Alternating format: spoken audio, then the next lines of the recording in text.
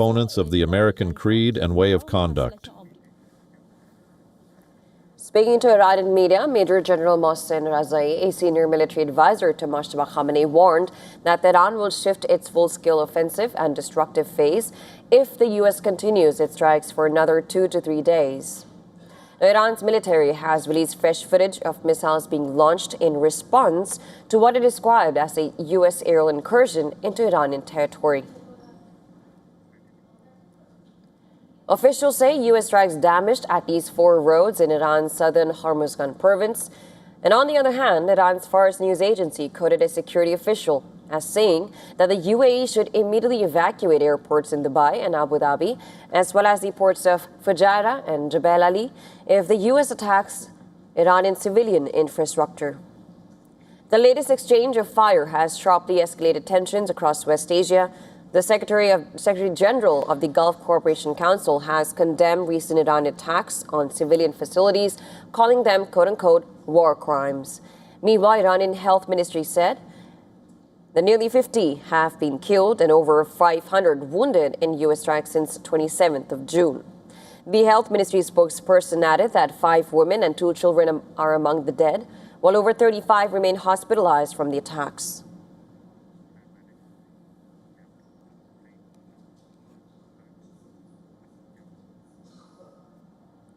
In another war front, Ukraine's capital, Kyiv, has come under another intense wave of Russian missile strikes overnight, with powerful explosions echoing across the city. Now, the attacks come just hours after Ukraine launched one of its deadliest long-range drone assaults inside Russia, targeting key logistics hubs and oil infrastructure. While several powerful explosions were heard across Kyiv overnight after Ukraine's Air Force warned that Russian ballistic missiles were approaching the capital. Well, one blast was so strong that it triggered car alarms across the city center. Ukrainian officials say an apartment building in Kyiv's Shevchenikivsky district was hit, while a shopping and entertainment complex was damaged in Dniprovsky's district. And a residential building also caught fire in Sviatonsky district, and the latest strikes follow a major Ukrainian drone offensive deep inside Russian territory. Ukrainian drones targeted warehouses belonging to Russia's largest online retailer, Wildberries, in the Moscow and Tambov regions. Well, Russian authorities say 8 people were killed, nearly 90 others were injured, and massive fires destroyed logistics facilities. Moscow also says more than 370 Ukrainian drones were launched towards the capital overnight. Ukraine says the facilities were being used to supply sanctioned components for Russian drone production, describing the attacks as part of its strategy of long-range sanctions aimed at disrupting Russia's war machine and oil infrastructure. Meanwhile, political tensions are also rising inside Ukraine. Thousands took to streets of Kyiv for a 3rd straight day after President Volodymyr Zelensky dismissed Defense Minister Mikhailo Fedorov in a surprise government reshuffle.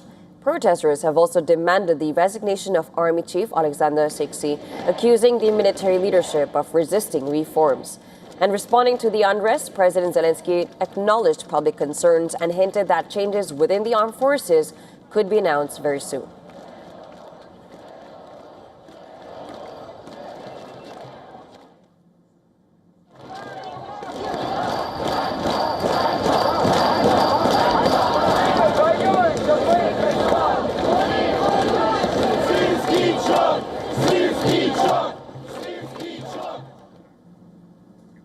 The U.S. Secretary of State Marco Rubio has urged Cuba to release more than 700 political prisoners immediately. The call for release comes as prominent Cuban dissident artist Luis Manuel Otero arrived in Miami after 5 years in prison. Marco Rubio, in a statement, hailed the artist for standing up to what he called the communist regime of Cuba. He said that Alcantara's only crime was that he refused to stay silent against the regime's oppression. Rubio, in a statement, mentioned the San Isidro movement, which is the artist had started 5 years ago, calling it a beacon of hope for the Cuban people as it dared to imagine a free Cuba. In a statement, Rubio demanded the release of all 700 political prisoners under detention. While Cuban authorities had detained Otero Alcantara, the co-founder of the opposition San Isidro, movement in 2021 amidst the largest anti-government protests seen in Cuba in decades. Alcántara was then convicted of offenses including desecration of national symbols, contempt, and public disorder, and spent 5 years in the Juanaje prison near Havana. Now, the news about his release first broke on a Facebook page run by his friends. Well, U.S. authorities have not confirmed his whereabouts or his arrival details, and U.S. Embassy officials in Havana have only confirmed that Alcántara had been granted humanitarian parole in the U.S. and said that the embassy supported his travel.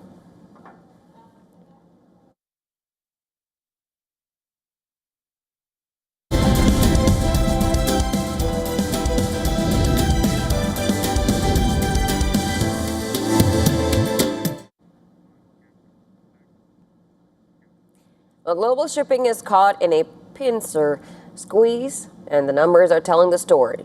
Well, the spot rate for a 40-foot container from Shanghai to Los Angeles hit $6,482 in July, sixth week, the highest since 2024, before easing slightly to $6,272 this past week. That is according to Drewry's latest index. The costs is nearly triple where it stood in late February, just before the Iran war began. Two forces are colliding here. First, the war. The Strait of Hormuz has been effectively closed for 139 days now, since Iran shut the waterway after the U.S. and Israel struck its military targets and killed Supreme Leader Ali Khamenei. Traffic through the strait has collapsed to roughly 10 to 25 ships a day against a normal flow of over 100. Carriers are still rerouting around the Cape of Good Hope, and shipping lines say it could take 2 to 4 months for fleets to normalize, even if the conflict cools down. Now, second is tariffs. Washington's Section 122 tariff, a 10% blanket surcharge imposed, expires by statute at midnight on 24th of July. Only Congress can extend it, and nothing is moving. The U.S. Trade Representative has already proposed a replacement Section 301 duties of 10 to 12.5% on 60 countries. That uncertainty is driving importers to front-load shipments now before rules reset. And the result is the Port of Los Angeles processed over 530,500 loaded inbound containers in June. That is up 13% year-on-year, the busiest June on record. And carriers have responded with blank sailings, tightening capacity, even as demand peaks, which is propping rates up despite front-loading beginning to ease. And the bottom line, this isn't a temporary blip. It's war-driven capacity destruction layered onto policy-driven demand distortion, and both variables stay live past 24th of July.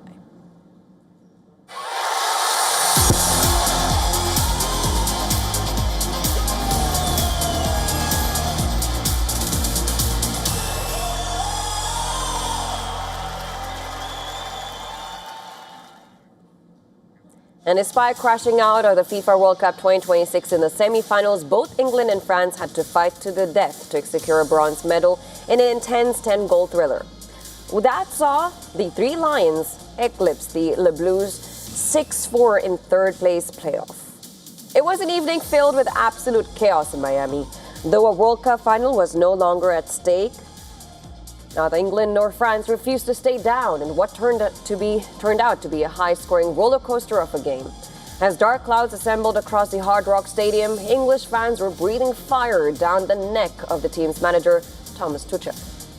The 52-year-old was welcomed with loud boos as fans of the Three Lions were still recuperating from the scars of their humiliating defeat they suffered against Argentina. However, all that jeering that ruptured across Miami did not deter or distract Tuchel from doing his job. And despite being in the hot seat for making some rash decisions that had irked fans and critics alike, the 52-year-old manager was once again in the eye of the storm when he made the bizarre decision to drop England captain Harry Kane from the game. While Tuchel made midfielder Declan Rice the captain, and that proved game-changing. Just 3 minutes into the first half, Rice set the tone by scoring the opening goal following a loose pass by Desire Doué. The goal sent the English fans whipping into a fever pitch. The damage, however, did not stop there as England refused to take their foot off the gas. The Three Lions had their second goal coming in the 18th minute following a brilliant header from Escalation. Later, England's Bukayo Saka scored 2 goals in the 37th minute and later in the stoppage time of the first half, giving the Three Lions a 4-0 lead. Saka's brace left the Blues staring at the bottom of the barrel, and just when it looked like France were still suffering from a hangover following their shocking defeat to Spain, Didier Deschamps made multiple substitutions, which sparked life into a game that more or less looked like a dead rubber.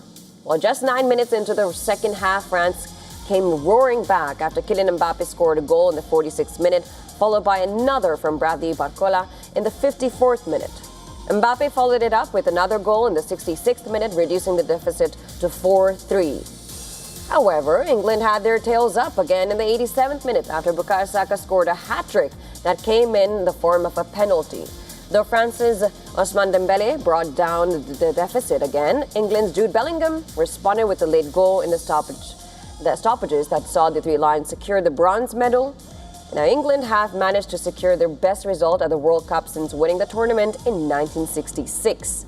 And on the other hand, France had a disappointing end to their campaign. It was also a sad farewell for manager Deschamps as he is on his way out after a 14-year stint. But Kylian Mbappe is now the leading goal scorer with 10 goals, going past Messi, and is now the top contender for the Golden Boot.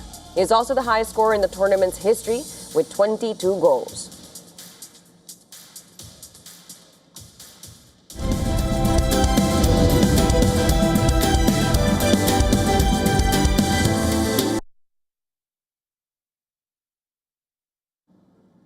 Well, football may have brought them to the bar, but it wasn't the match they came for. In Munich, fathers swapped TV screens for hairbrushes, learning how to braid, tie ponytails, and style their daughter's hair one hairstyle at a time. More about this in our next story. Take a look.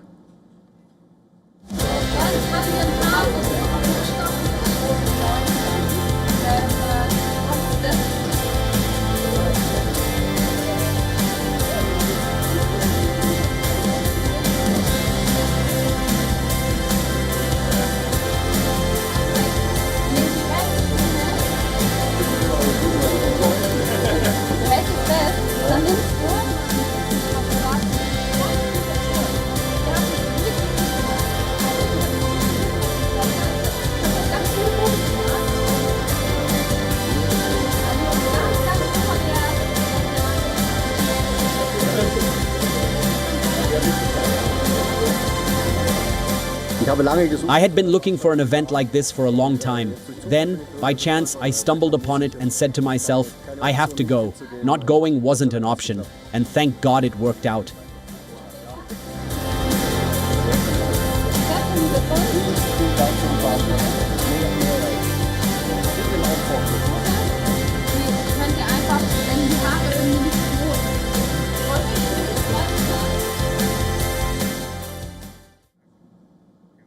Now, FIFA President Gianni Infantino thanked ZTV for promoting football in India and helping make the sport a year-round experience. The FIFA chief also recalled his previous visits to India and the excitement and passion he witnessed for the game. Now, as Spain takes on Argentina for the ultimate prize in the FIFA World Cup, the Delhi government has relaxed the operating hours of restaurants and cafes in the national capital until 4 a.m., allowing football fans to fully immerse themselves in the World Cup fever. Meanwhile, Vasant Valley School in Delhi has relaxed its timings for Monday. The school will begin at around 10 a.m., allowing students and staff to catch a few hours of sleep after the final, which will be concluding in the early hours of Monday. Now let's also listen to the special message from the FIFA chief. Dear friends from ZTV, on the eve of the FIFA World Cup final between Spain and Argentina, I want to thank you, my friends at ZTV, for everything you have done to promote football in India. I'm very proud of our partnership, which encompasses 39 FIFA competitions, including the FIFA Women's World Cup 2027, FIFA Youth World Cups, futsal tournaments, and the FIFA Intercontinental Cup. This ensures that football can now be presented as a continuous narrative in India, not just as something that happens every 4 years. We know that India is a passionate football country and that the Indian market enjoys huge potential, something I witnessed for myself when I visited the country for the FIFA Under-17 World Cup in 2017 with a record-breaking attendance of over 1.3 million fans and the FIFA Under-17 Women's World Cup 5 years later. I also visited India in 2020 for an IOC meeting and I have been honored to meet India's most capped and highest scoring international, former captain Sunil Chhetri.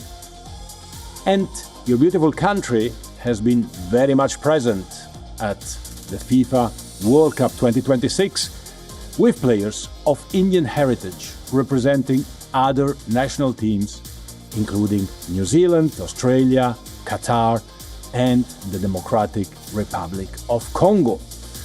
And there have been thousands of Indian supporters among the 6.5 million fans to have attended matches across the 16 host cities, many of them adopting other teams such as Argentina, Brazil, Portugal, or England. I'm delighted that ZTV has attempted to take the tournament beyond private television viewing by allowing authorized screenings in venues such as cinemas, pubs, restaurants, airports, and hotels. You have created and you have helped to create communal match night experiences across the country. This is a wonderful initiative and does immense good for our game. I thank you once again for everything you have done to boost our sport in beautiful India, and of course, I look forward to the day when we can welcome India to the FIFA World Cup. Thanks for your support of football. I wish you all the very best. Take care and bye-bye.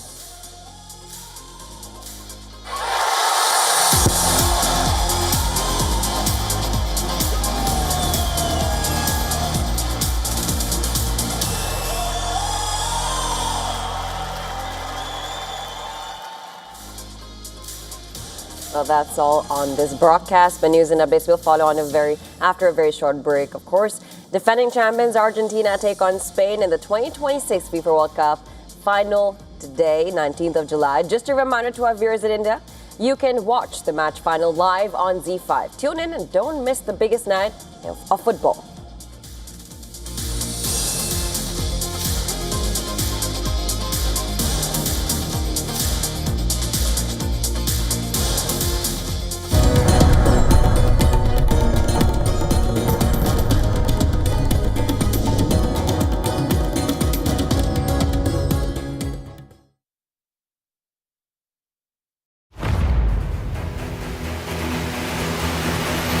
Get the latest updates.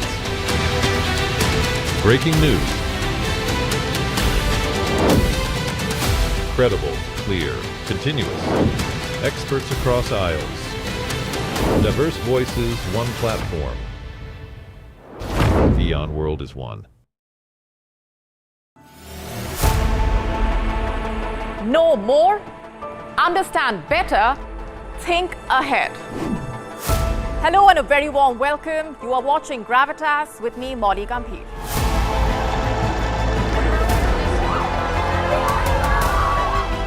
Get the facts, not the bombast. On the 26th of March, dynamic pricing, Baloch separatists, Gravitas cuts out the clutter. Gravitas keeps calm when others scream. Gravitas brings news to life.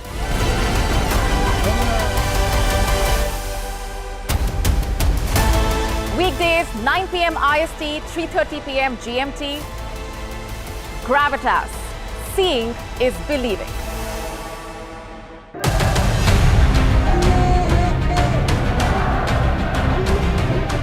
Pakistan-occupied Kashmir erupts again from Rawalakot to Muzaffarabad. Demonstrators challenge Islamabad like never before. Will there be an end to political repression, economic neglect, and military interference?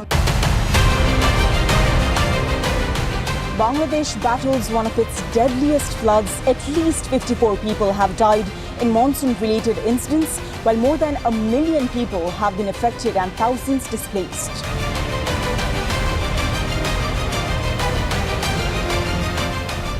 And we take you to West Afghanistan, where female dress code crackdown is hitting businesses.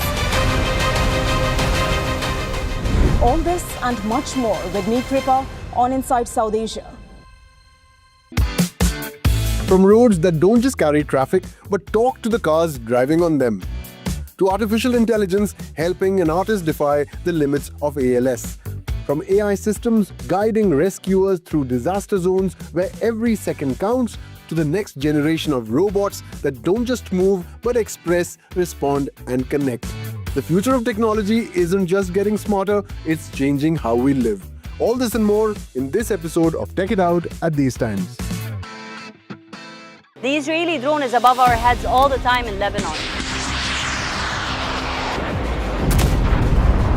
More than 200,000 civilian homes have been destroyed. This looks like it used to be a toy for a little girl.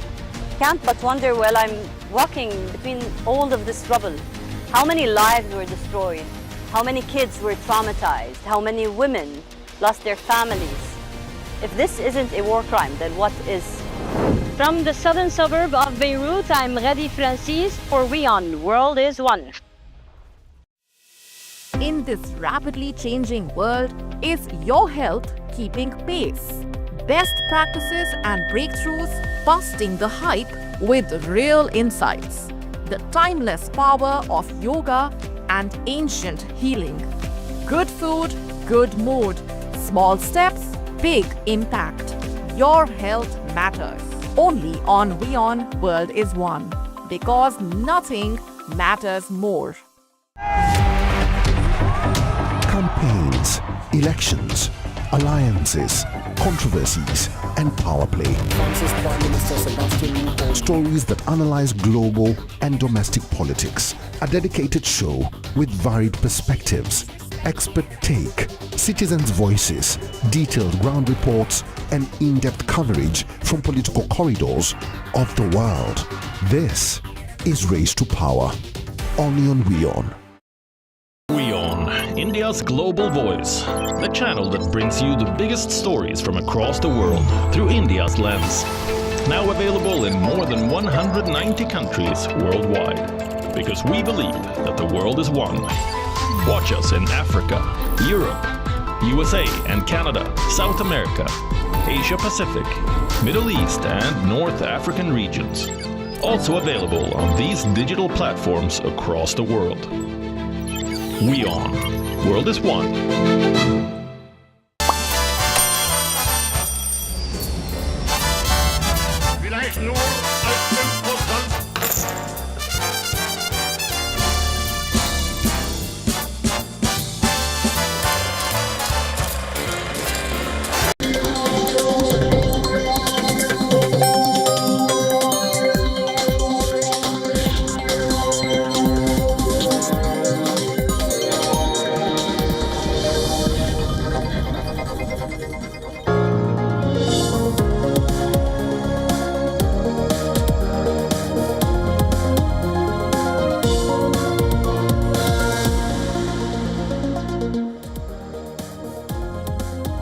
Staying with us, you're watching WION World is One. I'm Adya Juneja. Let's start the show by looking at the headlines.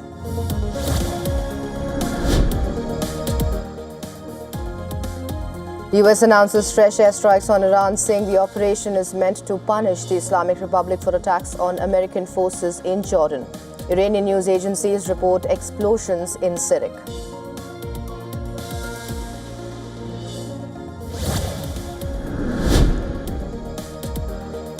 9 killed, more than 60 others wounded as Ukraine pounds Russia. 2 warehouses of major Russian online retailers hit.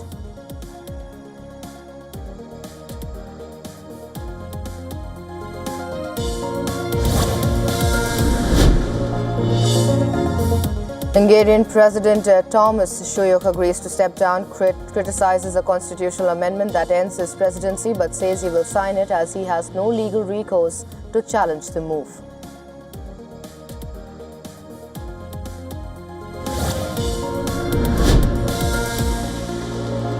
Prominent Cuban dissident artist arrives in US after completing a 5-year prison sentence on the communist-run island.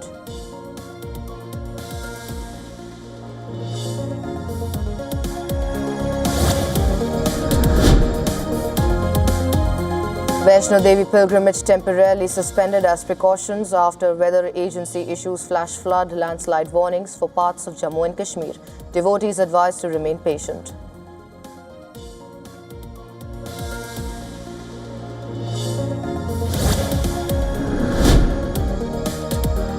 As excitement builds ahead of the FIFA World Cup final, the Delhi government has allowed restaurants and cafes to remain open until 4 a.m. IST, while Vasant Valley School has delayed Monday's start to 10 a.m. IST, giving fans a chance to watch the title clash.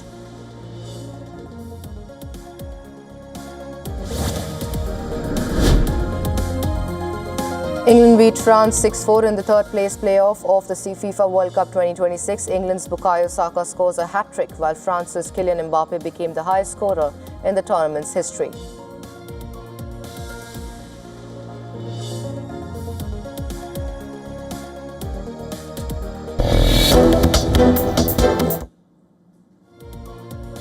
Meta is in early talks to lease AI computing capacity to Anthropic in a potential 2-year deal worth up to $10 billion, according to a report by Reuters. If finalized, it would diversify Meta's revenue beyond advertising while helping Anthropic meet growing demand for AI computing power.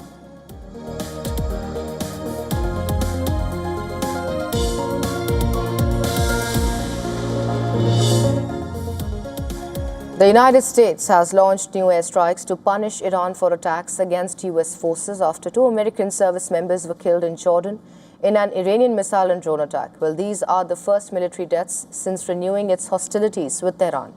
Iranian news agency Fars and Tasnim simultaneously reported U.S. attacks on Sirik, a port located on the Strait of Hormuz in southern Iran.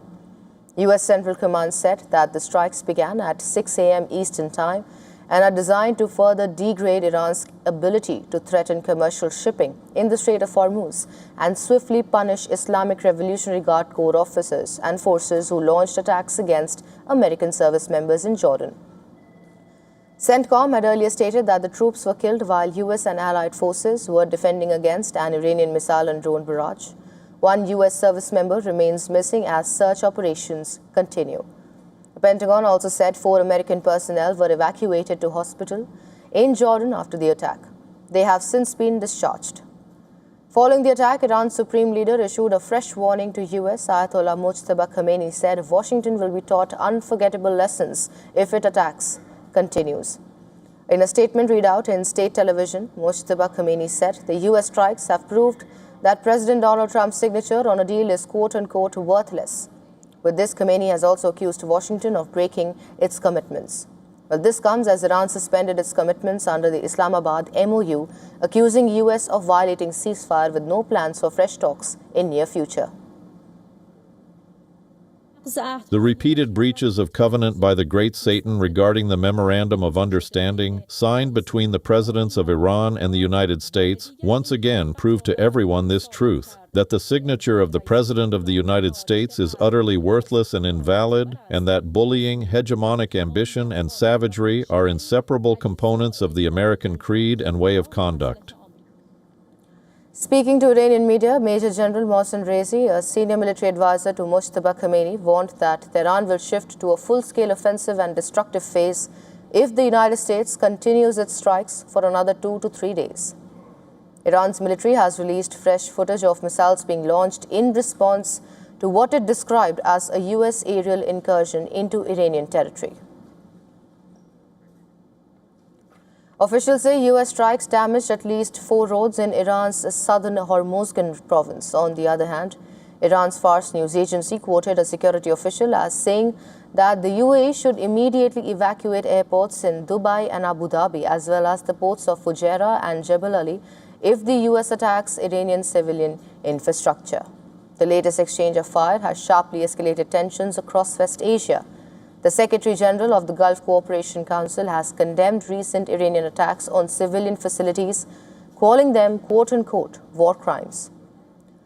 Meanwhile, Iranian Health Ministry has said nearly 50 have been killed and over 500 are wounded in the U.S. strikes since 27th of June. The Health Ministry spokesperson added that 5 women and 2 children are among the dead, while over 35 remain hospitalized from the attacks.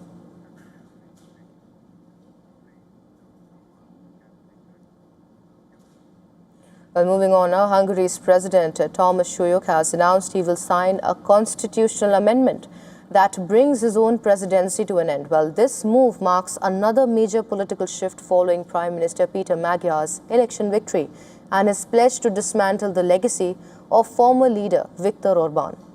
Hungarian President Thomas Suyuk says he will sign a constitutional